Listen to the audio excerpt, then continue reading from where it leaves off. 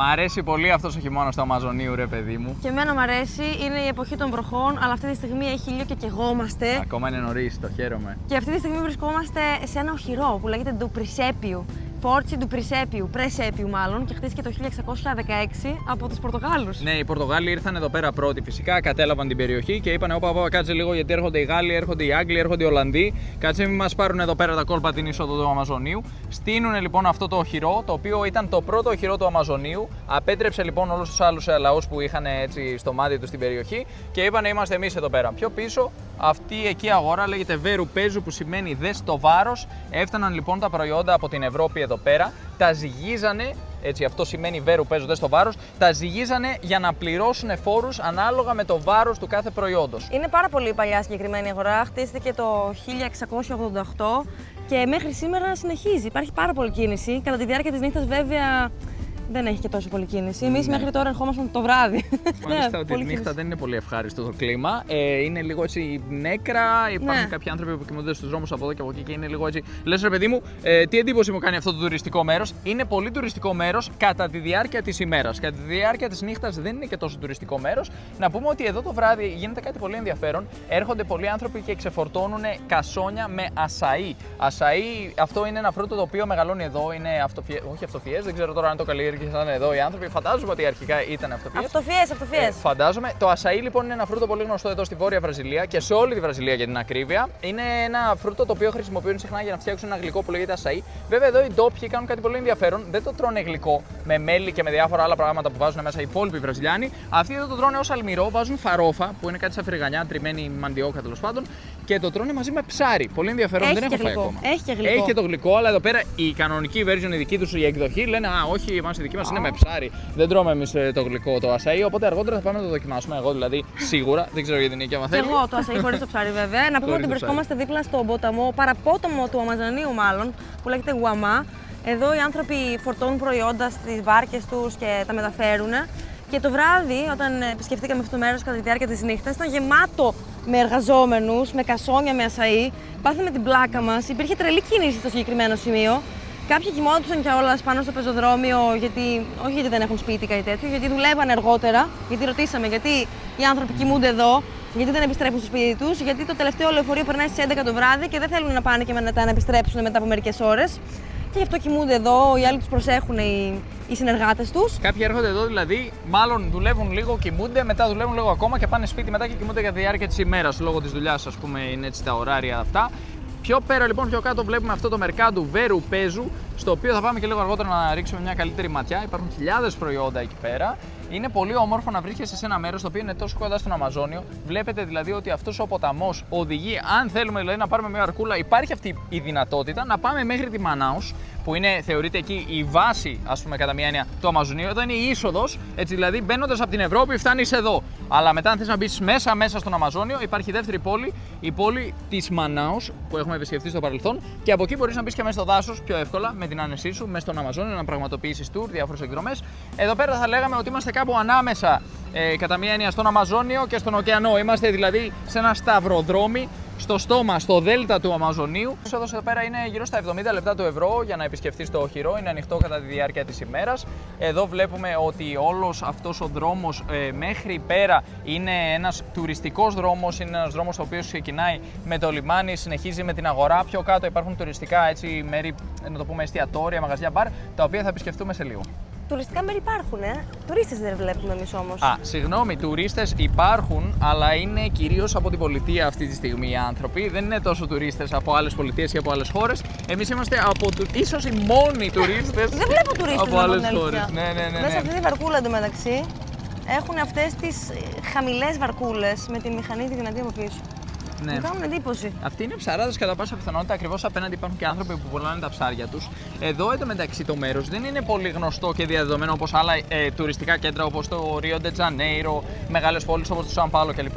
Εδώ είναι περισσότερο για τους ντόπιους. Και έτσι πολύ συχνά βλέπουμε ότι πηγαίνουμε σε κάποια μέρη και οι άνθρωποι ξαφνιάζονται που είμαστε εδώ πέρα και είμαστε ξένοι. Δεν έχουμε ξαναδεί σχεδόν ποτέ Έλληνες. Μάλιστα τις προάλλες έγινε κάτι πολύ αστείο. Πήγα και κουρεύτηκα, χθες για την ακρίβεια. Ευχαριστώ. Λοιπόν, πήγα και κουρεύτηκα και μας λέει ένας άνθρωπος: Α, είστε από την Ελλάδα. Υπάρχει ένας παίκτης εδώ πέρα της Ελλάδας που παίζει στην τόπια ομάδα εδώ πέρα που λέγεται Χέμου. Ποδοσφαιριστής. Γράφεται Ρέμο αυτή η ομάδα. Του στείλαμε και μήνυμα μάλιστα στο Instagram να το πούμε ότι είμαστε εδώ και άμα είστε εδώ να τα πούμε. Ο ίδιος βέβαια είπε ότι πρώτη φορά βλέπει Έλληνες. Ναι, ο ίδιος ο Κομωτής, ναι, αλλά λέει: Σας παρακαλώ, παιδιά, αν μπορέσετε να πάρετε και μια φανέλα, για μένα είμαι τρελός φαν. Ακριβώς δίπλα στο Όχυρο βρίσκεται το μουσείο, το οποίο αποκαλύπτει την ιστορία της περιοχής μέσα από αρχαιολογικά ευρήματα και αντικείμενα της καθημερινής ζωής. Μέσα από κεραμικά, εργαλεία και διάφορα αντικείμενα μπορούμε να δούμε πώς ζούσαν οι άνθρωποι εδώ, αλλά και πώς επηρεάστηκε η περιοχή με την άφιξη των Ευρωπαίων. Αυτό εδώ είναι το πρώτο μας σπίτι στο Μπελέιν. Μας αρέσει πάρα πολύ. Αυτή εδώ είναι η κουζίνα μας. Έχει και τον Κωνσταντίνο μέσα, ο οποίος φτιάχνει καφέ. Εγώ δεν λέω στην Μπελέιν, δεν λέω στο Μπελέιν, γιατί είναι η πόλη της Μπελέιν. Αλλά ξέρω ότι εδώ μεταφράζουμε λίγο περίεργα. Παλιά λέγαμε το Ρεσίφι επίσης όταν πηγαίναμε στην πόλη Ρεσίφι, αλλά τώρα λέω στην Ρεσίφε. Εγώ λέω στο Ρεσίφι ακόμα. Δεν ξέρω ποιο είναι το σωστό. Αλλά ξέρω ποιο είναι το σωστό σπίτι για μένα. Αυτό έχει ξύλο κάτω. Και στους τοίχους και πάνω έχει παντού ξύλο, μοιάζει με πλοίο γενικότερα. Ήταν ενός Αυστριακού που ονομαζόταν Gottfried, απεβίωσε 2 χρόνια πριν, μας είπε ο ιδιοκτήτης, ο τωρινός ιδιοκτήτης που το αγόρασε πριν 12 χρόνια, ήταν πολύ καλοί φίλοι. Ο ιδιοκτήτης μένει ακριβώς από κάτω και ήταν φίλος με τον Gottfried που έμενε εδώ, τον Αυστριακό. Χτίστηκε σε στυλ βάρκας, σκάφους ας πούμε, και όντως μοιάζει αρκετά. Και έδωσε μια πολύ ωραία πινελιά και νότα, θα έλεγα. Μας είπε ο ιδιοκτήτης, ο τωρινός, ότι αυτό το μέρος δεν θα το ξαναδείς πουθενά αλλού. Δεν υπάρχει δηλαδή εδώ στην πόλη άλλο σπίτι σαν αυτό. Δηλαδή ένα σπίτι χτισμένο στην ταράτσα. Ρετυρέ πάνω στην ταράτσα της οικοδομής. Είναι περίεργο. Είναι ανοιχτό δηλαδή. Δεν υπάρχει τρόπος να κλείσεις το συγκεκριμένο μέρος. Και βρέχει συχνά. Βρέχει συχνά, είναι περίοδος των βροχών. Εμένα μου άρεσε η σκάλα πάρα πολύ. Αυτή η κάθετη σκάλα που μπορείς να την ανέβεις μόνο μπουσουλώντας, νομίζω κάπως. Χάσαμε την πτήση μας και λόγω αυτού θα μείνουμε. Χάσαμε. Ναι, ακύρωσαμε την πτήση μας. Λόγω αυτού θα μείνουμε μόνο 4 μέρες αντί για 7. Και δεν μας άρεσε πολύ αυτό. Και γι' αυτό λόγο τώρα κοιτάμε να ακυρώσουμε την τρίτη διαμονή. Γιατί συνολικά. Ναι, συνολικά είναι να μείνουμε 3 εβδομάδες στην Μπελέιν. Θα σου φέρω. Ναι. Αυτός εδώ χώρος είναι όλος δικός μου, γιατί ο Κωνσταντίνος έχει πάρει το πάνω μέρος, θα το δούμε σε λίγο. Έχεις μάθημα, ναι, σε 10 λεπτάκια. Εδώ έχουμε την τηλεόραση που δεν χρησιμοποιούμε.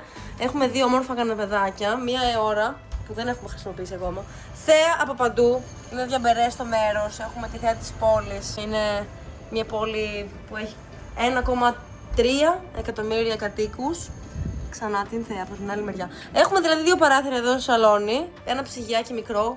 Εκείνος εκεί είναι ψύχτης, αλλά δεν τον έχουμε βάλει στην πρίζα γιατί δεν χρειαζόμαστε. Η τουαλέτα είναι μια χαρά. Δεν έχει ζεστό νερό βέβαια, αλλά δεν μας πειράζει γιατί έχει ζέστη, μας αρέσει πολύ αυτό. Είναι μεγάλος ο χώρος και έχει και παράθυρα και από αυτή τη μεριά για να μπορείς να βλέπεις τη θέα καθώς κάνεις ντους. Εδώ έχουμε άλλο ένα χώρο που είναι ας πούμε κάτι σαν ξενώνας ή ένα μικρό σαλονάκι. Έχει βιβλία, έχει ραφάκια, μας έχει αφήσει και ομπρέλα και μερικές μάσκες. Τσουπ. Και εδώ είναι η κουζίνα που βρισκόμασταν προηγουμένως, η πετσέτα μου που στεγνώνει. Έχει κάδους ανακύκλωσης, εδώ ανακυκλώνουν οι άνθρωποι. Το βούδα, με φούρνο μικροκυμάτων και τα φυτά που πρέπει να τα ποτίζουμε εμείς. Φούρνος και η θέα για άλλη μια φορά. Εδώ μπορείς να ανέβεις αρκετά ψηλά, μπορώ να πω. Δες εδώ. Βλέπεις ξανά τη θέα, νιώθεις το αεράκι. Είναι η περίοδος των βροχών. Έχει σύννεφο αυτή τη στιγμή, αλλά έχει και ήλιο ταυτόχρονα. Έχουμε πλύνει τα παπούτσια του Κωνσταντίνου που μούχλιασαν. Μούχλιασαν τις προάλλες, τα βρομούχλιασαν, τα πλύναμε. Εδώ έχουμε ντουλάπα, νεροχυτής, κουζίνα κλπ. Και πάμε να δούμε και το πάνω χώρο. Θα φέρουμε και το ποτήρι του Κωνσταντίνου. Εδώ το νερό δεν είναι πόσιμο. Μας έχει αφήσει όμως μια μεγάλη φιάλη νερού, ο ιδιοκτήτης, για να πίνουμε. Με ένα πολύ ωραίο μηχανισμό. Μια αντιλία, ας πούμε, για να βάζεις πιο εύκολα στο ποτήρι σου. Εδώ είναι το υπνοδωμάτιο. Το στρώμα είναι πάνω στο πάτωμα, απευθείας δηλαδή είναι. Στο παραθυράκι βγαίνουμε και κοιτάμε τη θέα για ακόμα μια φορά που είναι όμορφη. Air condition, ράφια για να βάλουμε τα πράγματά μας. Και αυτός εδώ ο χώρος είναι του Κωνσταντίνου. Γεια σας και πάλι. Έχει βάλει τον υπολογιστή του, έχει ένα τεράστιο γραφείο, μια άνετη καρέκλα. Καλή δεν είναι? Είναι σούπερ, είναι τέλεια, εντάξει, και μια μικρή προς πίσω. Έχουμε μια βιβλιοθήκη ακριβώς από πίσω με βιβλία. Πιο πολύ για μόστρα, έτσι. Δεν προλαβαίνουμε να το διαβάσουμε τώρα. Για τις κλήσεις εννοώ, φαίνεται ωραία από πίσω. Ναι. Και έχουμε και εδώ το μπαλκονάκι μας από κάτω, αυτό που είδαμε προηγουμένως, και τη θέα. Η θέα είναι παντού έτσι, όπου και κοιτάξεις έχει θέα. Έχει ένα πολύ ωραίο αεράκι, σε φυσάει όπου και να σταθείς. Είναι και λίγο σαν σοφίτα, μπορώ να πω, το συγκεκριμένο μέρος. Μου αρέσει πάρα πολύ που είναι ξύλινο, με εμπνέει, μου δίνει ενέργεια. Μου δίνει ενέργεια, ξυπνάω και μου έρχεται να κάνω κατευθείαν γιόγκα, μου έρχεται να κάνω ασκήσεις. Μου φτιάχνει τη διάθεση. Αυτό ήταν το σπίτι μας, γι' αυτό θέλουμε να ξαναμείνουμε την τρίτη εβδομάδα εδώ. Γιατί είναι πολύ όμορφο, είναι καταπληκτικό. Κατεβαίνω τώρα εγώ στο δικό μου όροφο κάτω. Τον καλύτερο όροφο, το δικό μου όροφο. Βλέπουμε και τη ρακέτα, καθρέφτη. Ταραν! Αυτά. Έχει ωραία διακοσμητικά, έτσι, ωραίες νότες. Τι ωραία που είναι. Μπορείς να κάνεις βόλτες εδώ, να παίξεις και κινητό γύρω-γύρω. Να το. Δεν κλείνει, είναι ανοιχτό.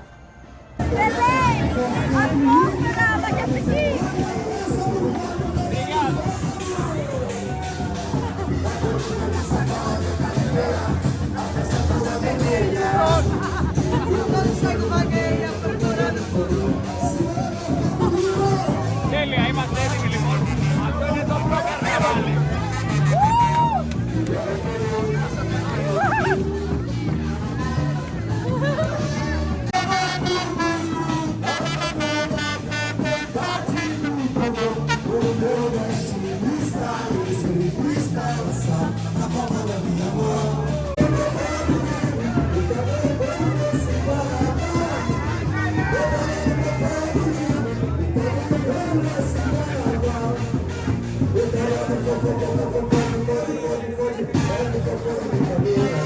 Ήρθε κι άλλο μπλόκο, μικρό αλλά ζωντανό.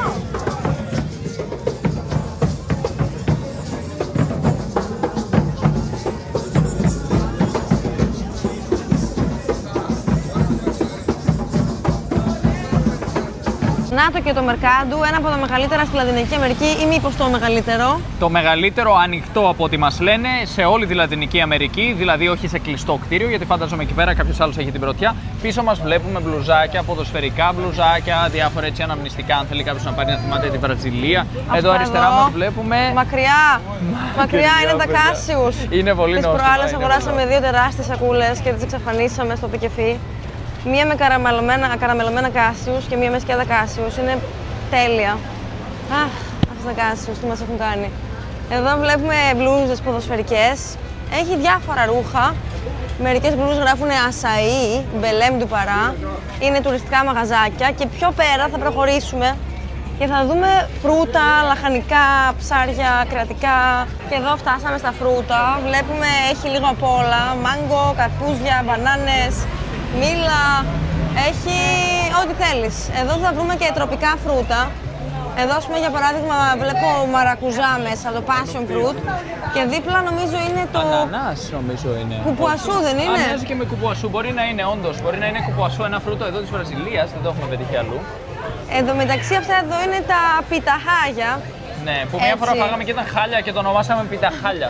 Εδώ θα βρούμε φρούτα που δεν γνωρίζουμε καν πώς λέγονται νομίζω. Ναι. Σιριγουέλα. Σιριγουέλα. Ναι. Αυτά εδώ είναι τα dragon fruit, τα πιταχάγια. Ναι, πιταχάλια. Αυτό εδώ τι είναι, είναι ζάκα μικρό, μπερδεύομαι. Κανονικά το ζάκα, το jackfruit είναι πολύ μεγάλο. Γκραβιόλα λέγεται αυτό, γκραβιόλα, ναι. Αλλά το ζάκα, το jackfruit μοιάζει κάπως σε πολύ μεγάλη version, σε πολύ μεγάλη εκδοχή. Και πίσω κάτι τεράστια αβοκάντο, τα οποία κοστίζουν λίγο λιγότερο από 1 ευρώ το καθένα. Γύρω στα 90 λεπτά του ευρώ πρέπει να είναι, κάπου εκεί 85. Εδώ βλέπουμε πολλά άλλα φρουτάκια, σταφύλια. Τα σταφύλια επίσης είναι το κεσεδάκι, λίγο λιγότερο από 1 ευρώ. Αυτά τα πράσινα στη μέση σχεδόν 1,5 ευρώ. Μες πεπώνει, Πολύ καλές τιμές θα έλεγα, έτσι. Ένας γατούλης. Γεια σου μικρέ. Ωραία.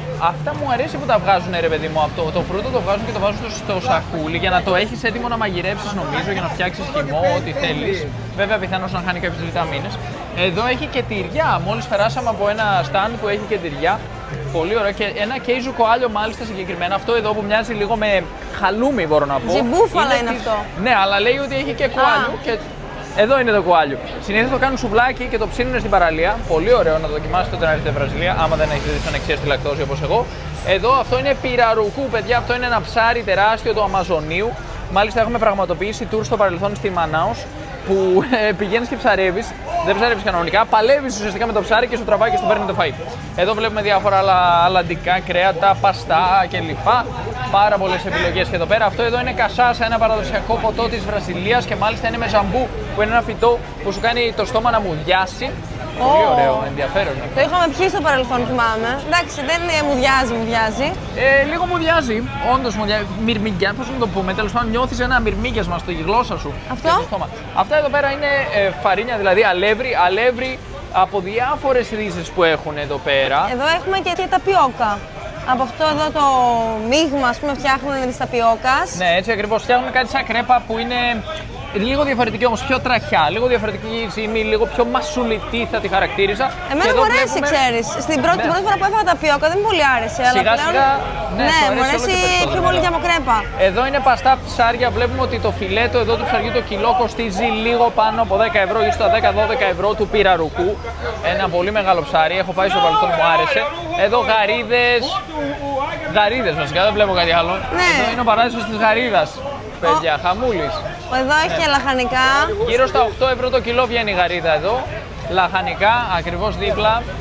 Έχει πολλή κίνηση πάντως. Τώρα είναι και μεσημεράκι. Το πρωί έχει ακόμα περισσότερη κίνηση. Δεν έχει τόση κίνηση, θα έλεγα. Με βάση τις προάλλες που ήρθαμε πρωί και είχε κίνηση, καλά το βράδυ είναι άδειο εντελώς. Αλλά το πρωί έχει κίνηση. Το μεσημέρι από ό,τι φαίνεται πέφτει λίγο. Μπορεί να έχουν πάει και οι άνθρωποι να φάνε μεσημεριανό. Αυτή τη στιγμή νομίζω ναι, είναι η ώρα του μεσημεριανού γιατί είναι 1 παρά 20 το μεσημέρι. Εδώ βλέπουμε μερικά ακόμα λαχανικά. Κάποια ποτά που μπορείς να πάρεις ενθύμιο μαζί σου. Έχει βαζάκια, μαρμελάδες, ασαΐ, χυμούς.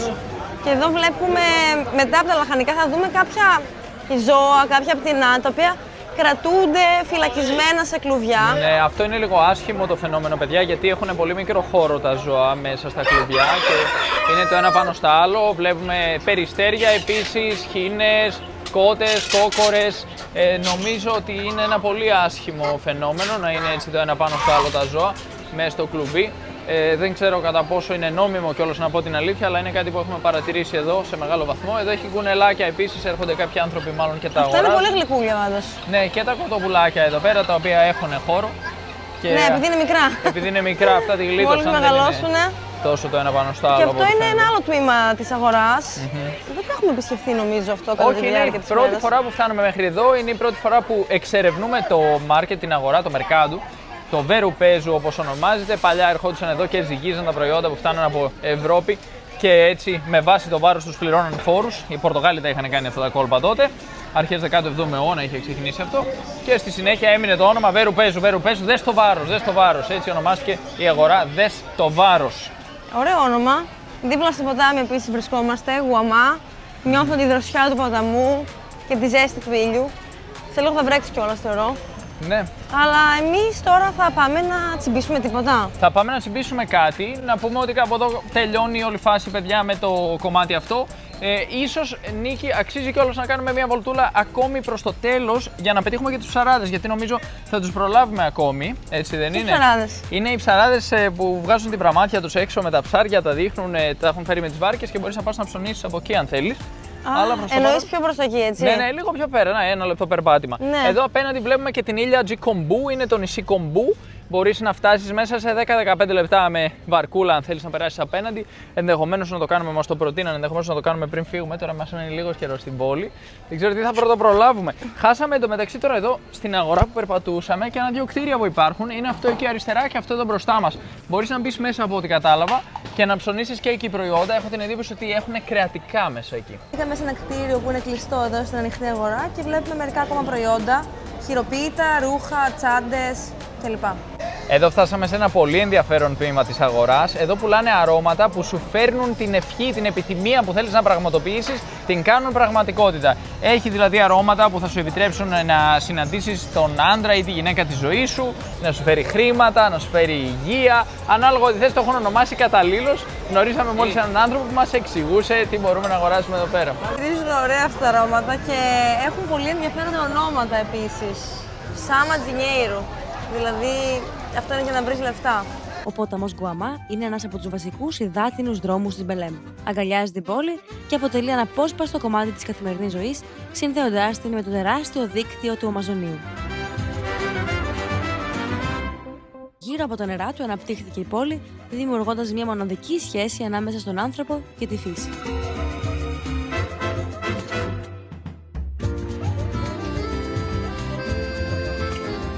Η Μπελέμ είναι γνωστή για την έντονη περίοδο των βροχών που επηρεάζει σημαντικά την καθημερινότητα της πόλης. Κατά τη διάρκεια της, οι βροχές είναι συχνές και δυνατές, μεταμορφώνοντας το τοπίο και ενισχύοντας ακόμα περισσότερο τη σχέση της πόλης με το νερό. Μια καθημερινή μέρα εδώ στην Μπελέμ με βροχή. Λίγη βροχούλα. Μπορούμε να δούμε εδώ τους δρόμους να είναι στεγνοί. Πλάκα κάνω. Έχουμε πλημμυρίσει. Βρήκαμε για μια ομπρέλα στο σπίτι μας και τη χρησιμοποιούμε. Για πρώτη φορά, συνήθως δεν χρησιμοποιούμε και ήρθαμε για φαγητό και το βρήκαμε. Έγινα μουσκια με το μεταξύ μόλις. Εδώ βλέπουμε ένα σωρό πουλιά, βλέπουμε όρνεα βασικά και κάποια πιο ψηλά, δεν ξέρω πώς λέγονται. Νομίζω αργυροτσικνιάς λέγεται αυτό το άσπρο πουλί με το μακρύ λαιμό. Και περιμένουν την μπουκίτσα τους. Εδώ φτάνουν οι ψαράδες κάθε μέρα το πρωί, καθαρίζουν τα ψάρια και πετάνε τα υπολείμματα στα πουλιά. Είναι δηλαδή ένα μεγάλο πάρτι. Ναι, για τα πουλιά, ναι, σίγουρα. Εδώ βλέπουμε και τις βαρκούλες οι οποίες έχουν αράξει ακριβώς εδώ σε αυτό το λιμανάκι. Αυτό το μικρό λιμανάκι μες στην πόλη, το οποίο εξυπηρετεί τους ανθρώπους που φέρνουν τα προϊόντα τους εδώ στην αγορά. Τα θαλασσινά, φέρνουν φρούτα, ασαΐ κλπ. Τους έχουμε δει να ξεφορτώνουν εδώ μες τη νύχτα. Εδώ μπροστά μας βλέπουμε λοιπόν ότι στο ποτάμι, παρεμπιπτόντως είμαστε στο ποτάμι Γουαμά αυτή τη στιγμή. Έρχονται οι άνθρωποι με τις βαρκούλες τους καθημερινά, προφανώς πηγαίνουν ψαρεύουν, οι ψαράδες και φέρνουν τα ψάρια, ενώ οι άνθρωποι που ξεφορτώνουν ασαΐ προφανώς πηγαίνουν στις περιοχές όπου βρίσκεται το ασαΐ, μέσα στο δάσος, έτσι πιο μέσα, στην ευρύτερη περιοχή του Αμαζονίου, αυτό το φρούτο, μαζί με πολλά άλλα φρούτα βρίσκονται εκεί πέρα και τα φορτώνουν καθημερινά, ξεφορτώνουν εδώ τη νύχτα μέχρι τα χαράματα και στη συνέχεια φεύγουν και επιστρέφουν καθημερινά. Αυτή τη δουλειά λοιπόν κάνουν οι άνθρωποι εδώ πέρα. Μπορούμε να πούμε ότι η αγορά συνεχίζεται μέχρι αυτό το σημείο περίπου, τελειώνει δηλαδή εδώ που αρχίζει αυτό το λιμάνι και στη συνέχεια αρχίζει η παλιά πόλη. Μπροστά μας βλέπουμε μια πλατεία που ονομάζεται η πλατεία του ρολογιού, γιατί υπάρχει ένα ρολόι εκεί στο κέντρο της πλατείας. Αλλά εγώ αυτό που θα πω είναι κάτι που δεν είναι πολύ ευχάριστο. Η συγκεκριμένη περιοχή είναι γεμάτη με ανθρώπους οι οποίοι κάνουν χρήση ουσιών, κοιμούνται στον δρόμο. Είναι κάτι που δεν είναι και τόσο ευχάριστο. Ας πούμε, έρχεσαι και εκτίθεσαι σε αυτή την εικόνα ακριβώς ανάμεσα σε δύο από τα πιο τουριστικά μέρη της πόλης. Είναι μια πλατεία που κατά μία έννοια πλέον έχει κατηληφθεί από ανθρώπους που κατοικούν στον δρόμο και τη νύχτα είναι λίγο περίεργο το μέρος. Παρατήρησα επίσης ότι οι άνθρωποι έρχονται εδώ και πλένονται στο ποτάμι ακριβώς μπροστά μας. Κάποιοι από τους ανθρώπους είναι οι εργαζόμενοι εδώ από τα καράβια, από τα πλοία κλπ. Κάποιοι είναι άνθρωποι οι οποίοι κατοικούν στον δρόμο και έρχονται εδώ για να πληθούν στο ποτάμι. Θα δοκιμάσω για δεύτερη φορά στη ζωή μου τα κακά. Είναι αυτό εδώ το πιάτο. Κανονικά το σερβίρουν και με καρύδες, αλλά εγώ ζήτησα την vegan εκδοχή. Μέσα έχει γκομπού, έχει ζαμπού και έχει και κάτι ακόμα. Goma de mandioca. Oh, perfeito. Muito obrigado, meu mestre. Εδώ, παιδιά, έφτασε και το δικό μου πιάτο. Εδώ βλέπουμε ψάρι με φαρόφα και από δίπλα ασαΐ. Είναι κάτι special εδώ. Muito obrigado, viu? Oh, perfeito, obrigado. Λοιπόν, παιδιά, αυτό εδώ είναι κάτι σαν αλεύρι. Είναι αλεύρι, απλώς είναι λίγο έτσι περισσότερο σαν πυρμπιλάκια, να το χαρακτηρίσω κάπως έτσι. Αυτό είναι το φρούτο, το ασαΐ, όπως λέγεται, που συνήθως το τρώνε γλυκό σε άλλες πολιτείες της Βραζιλίας. Και εδώ ψάρι με ασαΐ. Αλλά πρώτα η Νίκη θα φάει το δικό της πιάτο. Πάμε να δοκιμάσουμε τα κακά. Είναι φυλλώδες, είναι σαν φύλλο, κάπως έτσι. Είναι ένα φυτό σε μια ζεστή σουπίτσα από μαντιόκα. Καλά το λέω? Μου αρέσει πάρα πολύ η σούπα. Έχει μια έντονη γεύση. Είναι σαν ζωμός λαχανικών. Πολύ ωραία. Εγώ θα δοκιμάσω και με γαρίδες προσεχώς, αλλά προς το παρόν ήθελα να δοκιμάσω το άλλο πιάτο που έχω παραγγείλει. Αυτό που τρώει τώρα η Νίκη το έχουμε ξαναφάει στη Μανάος. Σωστά, πριν κάποια χρόνια. Τα κακά λέγεται το φαγητό. Εντάξει, προφανώς οι Έλληνες κάνουμε λίγη πλάκα μόλις ακούμε τα κακά, τα κακά. Μας φάνηκε και εμάς αστείο, εντάξει, να πούμε την αλήθεια, αλλά είναι πολύ νόστιμο, πολύ ωραίο φαγητό. Θέλω να ξαναδοκιμάσω, να το δω πώς είναι. Είναι φανταστικό, μπορείς να πεις και το ζουμί έτσι. Ναι, πω, ζηλεύω τώρα, ζηλεύω. Κάνει 4 ευρώ αυτό, 4 ευρώ και 10 λεπτά. Είναι πολύ ιδιαίτερο. Ενώ το δικό μου 5 ευρώ περίπου. Σαν έχει ένα τζέλ, έτσι. Ναι. Μπορεί να το δεις αυτό, τι γίνεται εδώ. Ναι, είναι γέλι θα το χαρακτηρίζαμε στα ελληνικά. Είναι τζέλ δηλαδή, αλλά είναι φυσικό προϊόν, παιδί μου. Τώρα θα δοκιμάσεις και εσύ το δικό σου. Θέλω να δοκιμάσω πρώτα το δικό σου όμως, γιατί εδώ και το λυμπίστηκα.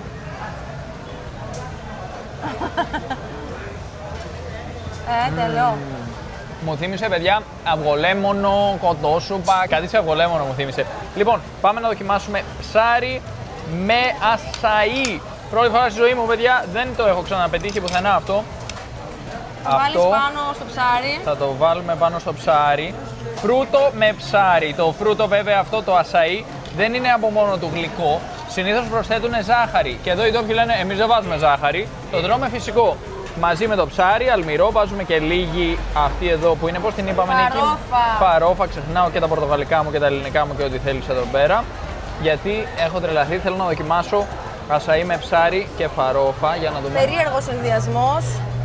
Κάποιοι θα έλεγαν ότι τους φαίνεται αηδία. Ωραιότατο είναι, Αλλά ρε, ο πλάκα κάνεις. Κωνσταντίνος θα μας πει ότι του αρέσει. Πολύ ωραίο, μια χαρά και δεν τον περίμενα. Καλό. Είναι τέλειο. Απίστευτο. Φρούτο με ψάρι. Ποιος δεν το περίμενε. Μου έδωσε να δοκιμάσω ο Κωνσταντίνος από το ασαΐ του και στην αρχή δεν μου άρεσε. Η γεύση δεν είναι καθόλου γλυκιά, ούτε πικρή. Απλά δεν είναι το ιδανικό για μένα. Νομίζω ότι τελικά άρχισε να μου αρέσει. Έφαγα μία, έφαγα δύο, έφαγα τρεις και μου αρέσει λίγο περισσότερο κάθε φορά που το τρώω. Κανόνισε γιατί θέλω να το φάω το υπόλοιπο. Σε βλέπω. Περάσαμε απέναντι, ακριβώς απέναντι λοιπόν υπάρχει αυτή εδώ η ανοιχτή αγορά. Βλέπουμε πάρα πολλά προϊόντα για άλλη μια φορά. Έχει γυαλιά ηλίου, ποδοσφαιρικές μπλούζες, ομπρέλες. Οι άνθρωποι τις χρησιμοποιούν εδώ για τον ήλιο επίσης, καμιά φορά τις ομπρέλες. Για να προστατευτούν από τον ήλιο, κρατάνε την ομπρέλα και προστατεύονται.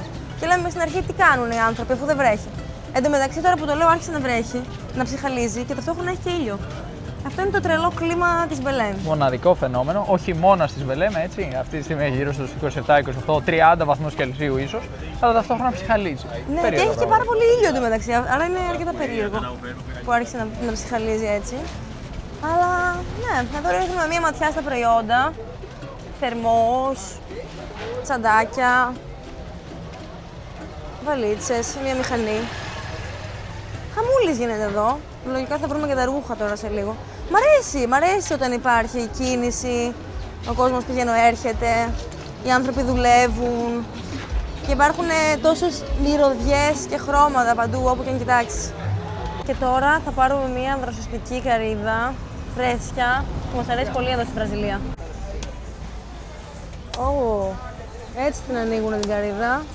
Με μασέτε. Φτάσαμε στην πράσα Frei Brandão, που σημαίνει μοναχός Brandão, μια φυσιογνωμία που συνδέθηκε με την θρησκεία εδώ, τα πρώιμα στάδια θρησκείας όταν έφτασε εδώ πέρα ο χριστιανισμός στην Μπελέμ, όταν ιδρύθηκε η πόλη το 1616. Βρισκόμαστε στην αρχή της παλιάς πόλης και πίσω μας βλέπουμε και τον καθεδρικό ναό της πόλης. Επίσης, ο καθεδρικός ναός της Μπελέμ ή αλλιώς καθεδρικός ναός της Σε. Λίγο πιο πέρα βλέπουμε και ένα παλιό απικιακό μέγαρο που ονομάζεται Casa das 11 Janelas, που σημαίνει το σπίτι των 11 παραθύρων. Νομίζω ότι εκτός από μουσείο είναι και εστιατόριο πλέον. Αν δεν κάνω λάθος, έχω δει ένα-δύο βίντεο από ανθρώπους να τρώνε εκεί, οπότε μπορούμε να πάμε πιο κοντά να ρίξουμε μια ματιά λίγο αργότερα. Και λίγο πιο πέρα υπάρχει και ένα οχυρό, το οποίο έχουμε επισκεφτεί προηγουμένως. Είναι το Forte do Presépio.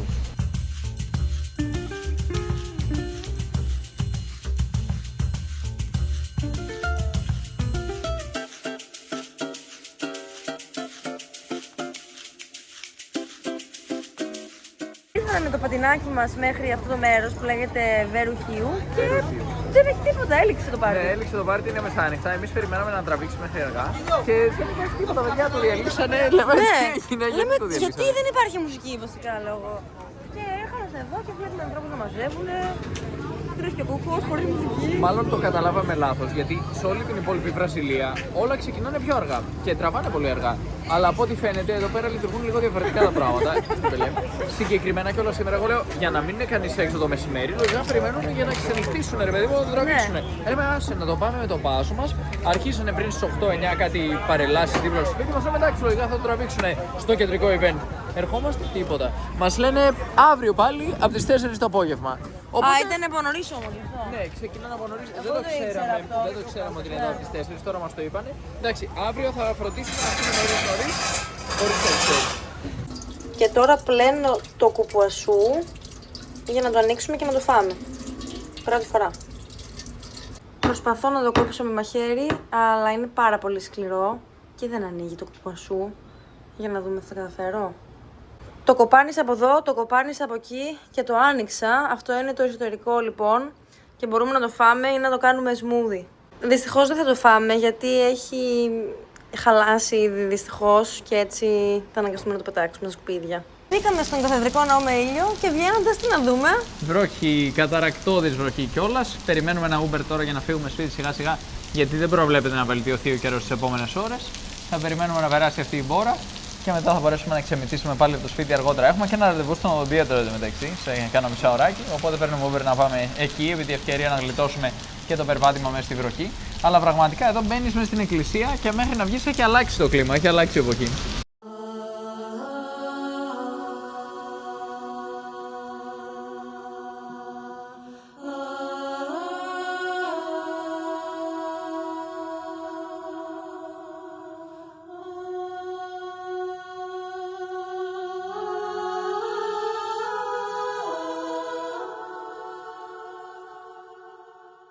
Αυτό ήταν το σπίτι μας για 8 μέρες στην πόλη. Μου άρεσε πολύ. Είναι καλή η περιοχή εδώ κοντά και μου αρέσει και το σπίτι. Αυτό καθ' αυτό. Έχει πάρα πολύ χώρο. Έχει 2 ορόφους. Ανεβαίνουμε πάνω για να ρίξουμε μία ματιά. Έχει αιώρα, έχει καναπεδάκια. Πολύ όμορφη διακόσμηση. Και μία ραπτομηχανή διακοσμητική. Έχει μία τουαλέτα εδώ. Είναι η δεύτερη τουαλέτα. Έχουμε κι άλλη μία. Έτσι φαίνεται από πάνω, από ψηλά το σπίτι. Είναι καταπληκτικό. Έχει ωραίο φωτισμό, μια μεγάλη τηλεόραση που δεν ανοίξαμε καν. Δεν σε το ωραίο που είναι αυτό για να βάζεις πάνω κανένα ποτό ή κάτι τέτοιο έτσι. Ναι, γενικότερα η διακόσμηση μου άρεσε πολύ. Έτσι. Έχει πολύ ωραίες πινελιές. Κάδρα παντού, μαξιλαράκια, χαλιά. Αυτή εδώ η γωνίτσα, ας πούμε, είναι πολύ ωραία. Ναι, πολύ χαριτωμένη. Δεν ξέρω τι σκοπό έχει διατηρήσει, είναι πολύ για δεκόρ θα έλεγα. Μπορείς να καθίσεις. Μπορείς, βέβαια. Πολύ ωραίο. Ναι, και εδώ είναι η κουζίνα. Μια χαρά μας φάνηκε, έχει και πλυντήριο ρούχων. Είχε καφετιέρα, μας αφήσανε και 3 καφεδάκια εδώ πέρα. Πιάμε το ένα σήμερα και ήταν πολύ νόστιμο, κάψουλα, πάρα πολύ καλό. Καφές φίλτρο επίσης, φίλτρο νερού, γιατί δεν πίνεται το νερό στην πόλη, οπότε αν έχει φίλτρο είναι πολύ βολικό. Ναι, αυτή εδώ είναι η τουαλέτα που χρησιμοποιούσαμε. Έχει ζεστό νερό, πιστολάκι, μας άφησε σαπουνάκια η ιδιοκτήτρια. Εδώ μπορείς να κρεμάσεις τα ρούχα σου. Είναι συνηθισμένο να υπάρχει ένας τέτοιος χώρος εδώ στη Βραζιλία. Μπορείς να τα κλείνεις το χέρι, μπορείς να τα κρεμάσεις. Και αυτό εδώ είναι το δεύτερο δωμάτιο. Εμείς κοιμόμασταν ακριβώς δίπλα σε αυτό εδώ το δωμάτιο. Μια χαρά μου φάνηκε το κρεβάτι. Ωραίος ο φωτισμός. Γενικά το βράδυ ήταν λίγο χαμηλός ο φωτισμός στο σπίτι, μπορώ να πω. Αλλά εντάξει. Το ίντερνετ μια χαρά δούλεψε. Και τώρα πηγαίνουμε στο άλλο σπίτι που βρισκόμασταν προηγουμένως. Το πρώτο μας και το τελευταίο μας σπίτι στην πόλη. Ναι, είχαμε κλείσει 3, αλλά το ακυρώσαμε το τρίτο για να πάμε πίσω στο πρώτο, γιατί μας άρεσε πολύ. Ναι, μας άρεσε. Αφήσαμε τα πράγματα στο επόμενο σπίτι και τώρα κάνουμε μια βολτούλα. Πήραμε μια καρύδα και είναι τέλεια. Η καρύδα κοστίζει 1,80 περίπου. Είναι πάρα πολύ ωραίο το μέρος στο οποίο έχουμε έρθει. Λέγεται Portal da Amazonia. Portal da Amazonia προφέρεται εδώ. Αυτός είναι ο ποταμός Guama.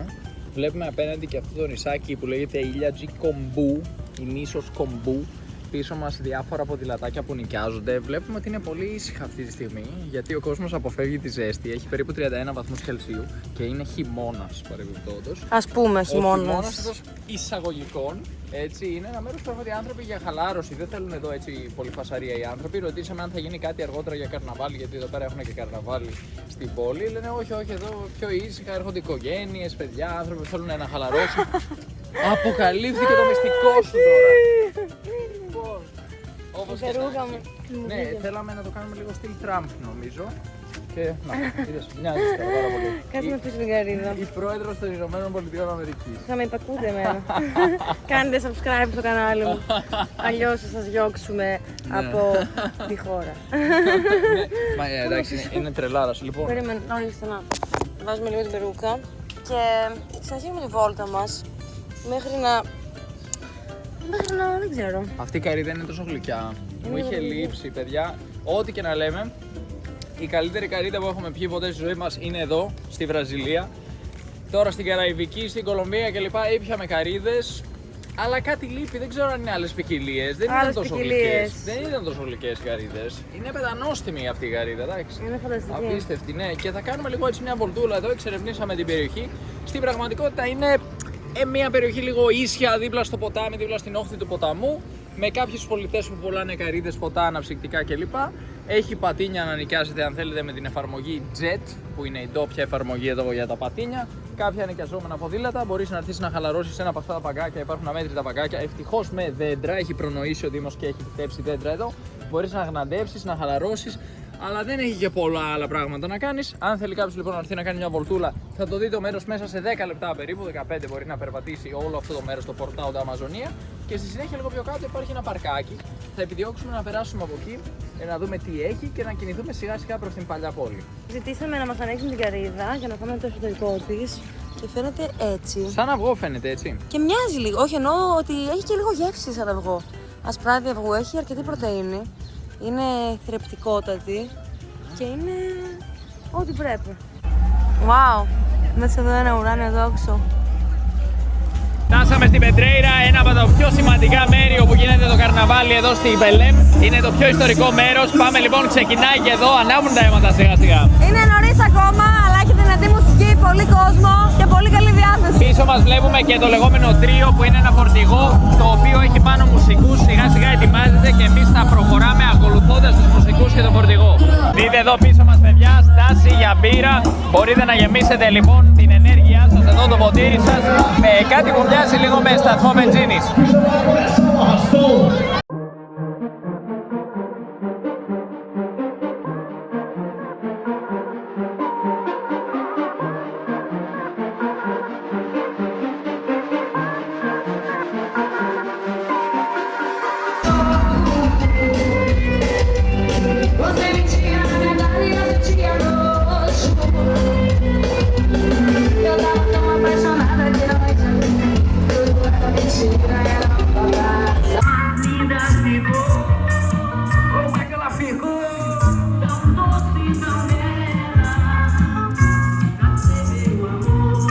Λοιπόν, προηγουμένως βρισκόμασταν στο καρναβάλι της Πεντρέιρα. Γινόταν χαμός εκεί πέρα. Ήταν ένα τρίο, όπως λέγεται, αυτό το φορτηγό που πηγαίνει, δεν περπατάει, οδηγάει και υπάρχουν πολλοί άνθρωποι γύρω που κρατάνε ένα σκοινί για να φροντίσουν ο κόσμος να μην χτυπηθεί.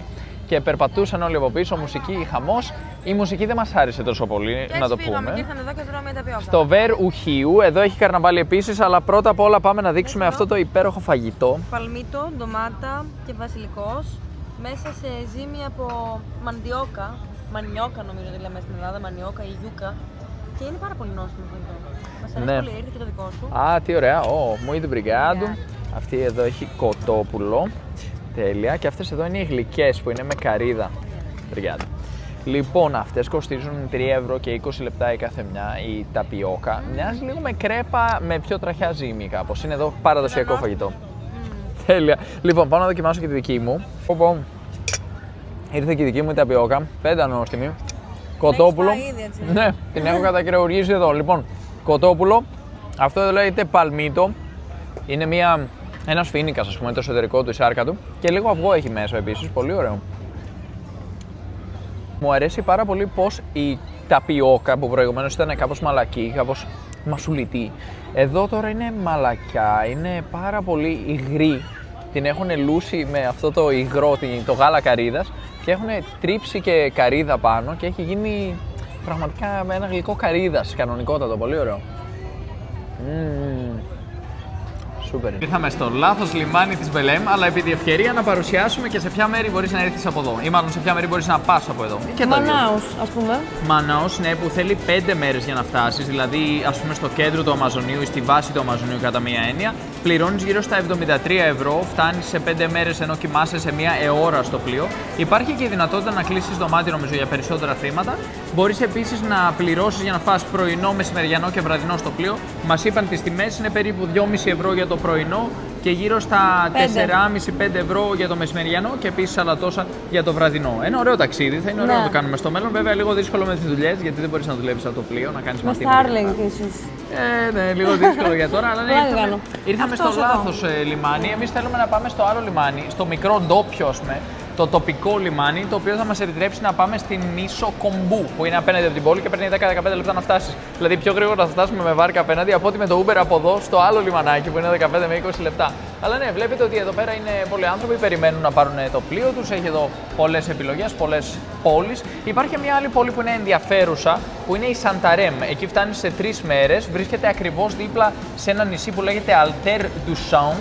και θεωρείται ένα από τα πιο όμορφα νησιά μάλλον στον Αμαζόνιο. Έτσι είναι τροπικό νησί. Ίσως το πιο γνωστό και τροπικό νησί του Αμαζονίου. Θέλαμε να πάμε, αλλά είναι καλύτερο να πας, λένε, Ιούνιο με Αύγουστο, που έχει κατέβει η στάθμη του ποταμού και εμφανίζονται πολλές παραλίες. Ενώ αυτή τη στιγμή είναι λίγο θαμμένες κάτω από το νερό οι παραλίες, οπότε αποφασίσαμε να μην το κάνουμε τώρα. Πώς λέγεται το μέρος? Εδώ το μέρος συγκεκριμένα, ναι. Αυτό είναι το λιμάνι ή αλλιώς τερμινάλ φλουβιάριο, νομίζω, της Μπελέμ. Συγκεκριμένα το όνομα είναι Terminal Hydroviário de Belém. Στα αγγλικά, άμα το ψάξετε, είναι Belém Waterway Terminal στο Google Maps.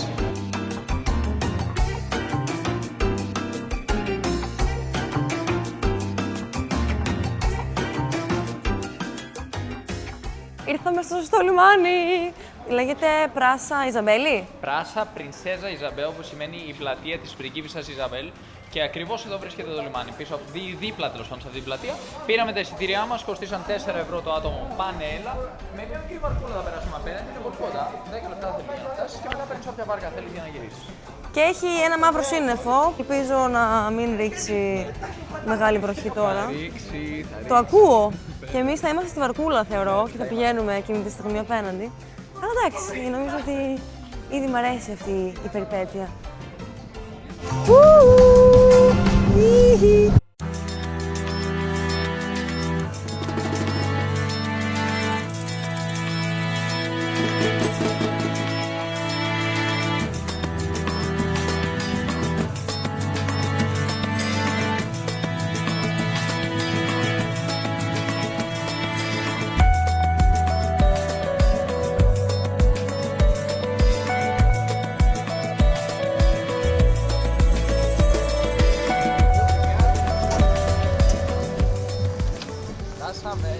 Χάσου τα ήλια.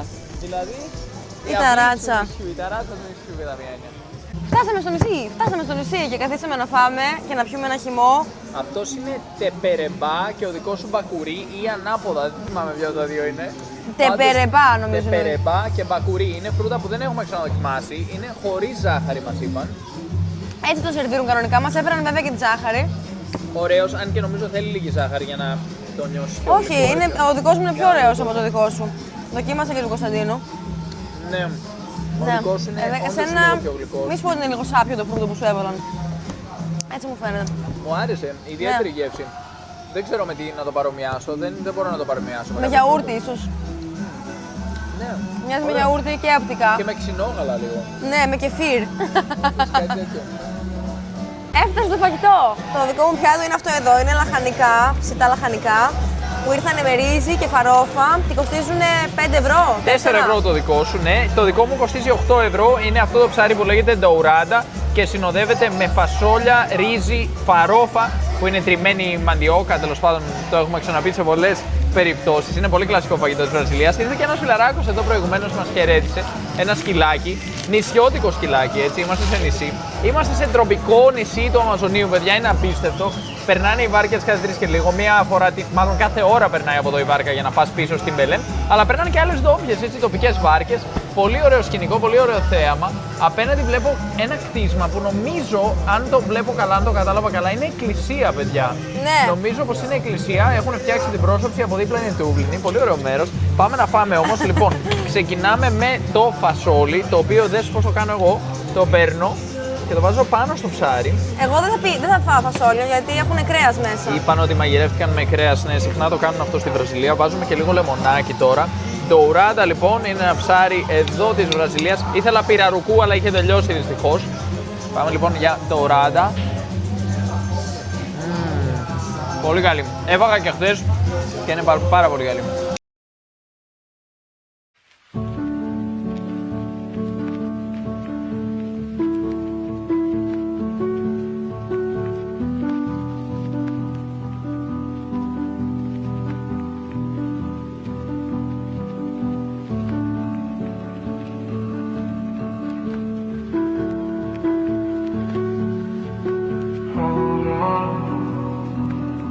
Έτοιμοι να πάρουμε και πάλι τη βαρκούλα. Μας άρεσε πολύ η στάση μας εδώ. Μας άρεσε?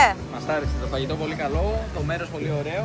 Εδώ οι άνθρωποι κάνουν το μπανάκι τους όταν έχει ανέβει η παλήρια. Γιατί όταν κατέβει πολύ είναι λίγο λασπούρα. Εδώ πέρα μας είπαν κάτι τέτοιο, δεν μπορείς να κάνεις μπάνιο, φεύγει το νερό, αποχωρεί. Βέβαια Υποχωρεί δηλαδή, όχι αποχωρεί, αποχωρεί κιόλας. Αποχωρεί. Φεύγει το νερό, υποχωρεί και εδώ πέρα μένει μια λασπούρα, μας είπαν τέλος πάντων. Εδώ πέρα καλύτερα να μην κάνεις μπάνιο, λέει, γιατί περνάνε σκάφη και δεν σε βλέπουν και μπορεί να σε χτυπήσουν, άρα είναι επικίνδυνο. Λέω, έχει κροκόδιλους, τι γίνεται, γιατί όλοι ξέρουμε για τον Αμαζόνιο, ακούμε. Όχι, λέει, μην ανησυχείτε, εδώ πέρα έχει κόσμο και τέτοια δεν έρχονται. Και ούτως ή άλλως έχουν αυτά τα ζακαρέ, όπως λέγονται, που είναι άκακα. Δεν σε τρώνε. Έχει δηλαδή, απλά ακούνε τον ήχο και δεν έρχονται. Δεν πολύ έρχονται, ναι, ούτε φίδια, ούτε νερόφιδα, ούτε τίποτα. Φτάσαμε λίγο πιο δίπλα, πήραμε τη βάρκα, πληρώσαμε γύρω στο 1 ευρώ Ο καθένας και φτάσαμε σε αυτό το μουσείο της σοκολάτας. Εργοστάσιο τώρα είναι βιομηχανία, μικρούλα βιομηχανία, δεν ξέρω πώς να το αποκαλέσω, αλλά εδώ επεξεργάζονται το κακάο, φτιάχνουν σοκολάτα και πάμε να ρίξουμε μια ματιά. Ο χώρος αυτός της Φίλια του Κομπού δεν είναι ένα κλασικό μουσείο, αλλά ένα επισκέψιμο project αφιερωμένο στο κακάο και την τοπική παραγωγή σοκολάτας στον Αμαζόνιο. Μέσα από εικόνες και επεξηγήσεις παρουσιάζεται η ιστορία της Donna Nena και πώς ένα μικρό εγχείρημα από την κοινότητα εξελίχθηκε σε ένα βιώσιμο μοντέλο παραγωγής. Αυτό που ξεχωρίζει είναι ότι δεν πρόκειται απλώς για σοκολάτα. Είναι μια ολόκληρη φιλοσοφία ζωής που βασίζεται στη βιωσιμότητα, στη συνεργασία της τοπικής κοινότητας και στη διατήρηση των παραδόσεων του Αμαζονίου. Πίνουμε ζεστή σοκολάτα. Έχω να πιω τόσα πολλά χρόνια. 3,5 του Κωνσταντίνου, 1,5 δική μου. Είναι λίγο μικρότερη. 3,5 ευρώ και 1,5 ευρώ. Αυτή είναι η μεγάλη, είναι 150 ml. Είναι πάρα πολύ νόστιμη. Δεν έχω πιει, ίσως η καλύτερη σοκολάτα που έχω πιει. Έχουν πολλές επιλογές. Ναι, έχουν και καφέδες. Καφέδες, ναι. Δεν ξέρω βέβαια τι παράγεται εδώ. Φαντάζομαι ότι μόνο το κακάο παράγεται εδώ. Δυστυχώς αργήσαμε και δεν κάναμε το tour για να δούμε περισσότερες πληροφορίες που πίσω κανονικά μπορείς να πεις και να δεις εδώ πέρα τη φυτεία με το κακάο. Είναι από μια κυρία η οποία είναι γηγενής. Μεγάλος γεννήθηκε και μεγάλος εδώ. Και ξεκίνησε αυτή την επιχείρηση, να το πούμε έτσι, που δεν ήταν συνεχή επιχείρηση, αλλά μεγάλωσε σιγά σιγά και έγινε επιχείρηση. Πλέον έρχονται και οι υπάλληλοι από την Μπελέμ και εργάζονται εδώ. Είναι ένας χώρος όπου έρχεται ο κόσμος και μαθαίνει σχετικά με το κακάο. Ψωνίζει και όλος αυτή την ευκαιρία, τρώει κάτι, πίνει κάτι από τέλει. Πολύ ωραία μέρα.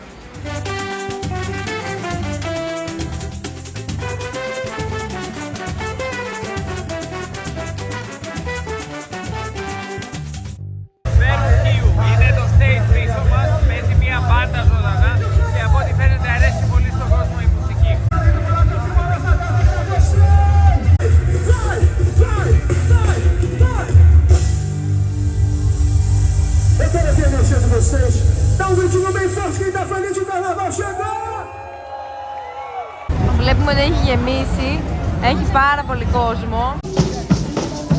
Ακόμα ένα ζωντανό σημείο της πόλης.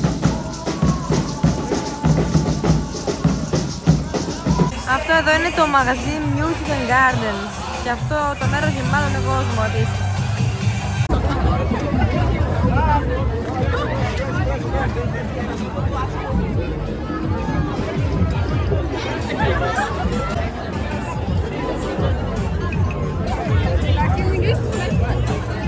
Εδώ οι άνθρωποι σε ψάχνουν για να σιγουρέψουν ότι δεν κουβαλάς κάποιο όπλο. Και εδώ βλέπουμε πάρα πολλούς πάγκους, οι άνθρωποι πουλάνε φαγητά, ποτά και εκεί έχει μια συναυλία προς εκείνη την κατεύθυνση. Εκεί θα πάμε σε λίγο.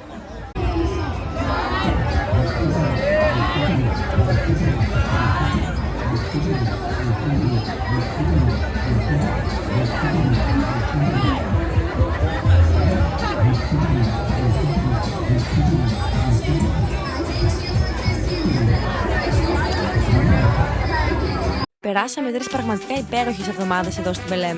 Μια πόλη γεμάτη ζωή, χρώματα και ιστορία. Είχαμε την ευκαιρία να γνωρίσουμε την πόλη ουσιαστικά, να περπατήσουμε στους δρόμους της, να θαυμάσουμε την αρχιτεκτονική και να νιώσουμε από κοντά τη φιλοξενία και την ενέργεια των τόπιων. Από τις αγορές μέχρι τα ιστορικά της σημεία και τις εκκλησίες, κάθε γωνιά έχει κάτι να αφηγηθεί. Μια ιστορία, μια παράδοση, μια μοναδική ενέργεια. Η Μπελέμ δεν είναι απλώς ένας προορισμός. Είναι μια εμπειρία που τη ζεις και σίγουρα είναι από εκείνα τα μέρη που μένουν μαζί σου ακόμα και όταν φύγεις. Αν σου άρεσε το βίντεο, κάνε like και εγγραφή στο κανάλι μας. Και μην ξεχάσεις να μας πεις στα σχόλια τι σου άρεσε περισσότερο από τη Μπελέμ. Τα λέμε στο επόμενο βίντεο.